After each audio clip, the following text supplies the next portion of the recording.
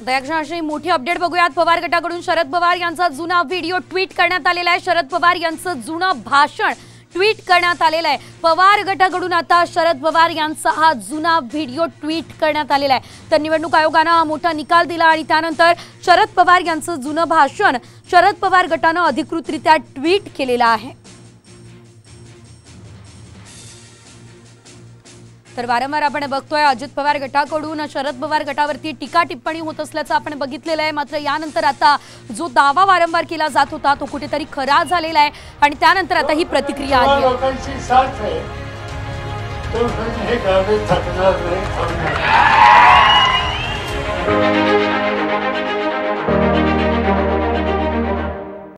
तुम्ही आता 80-82 वर्षाचा ठरवून नका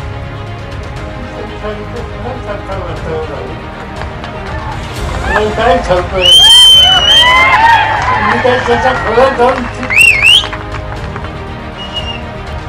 जोपर्यंत तुम्हा लोकांची साथ आहे तोपर्यंत हे गावे थकणार नाही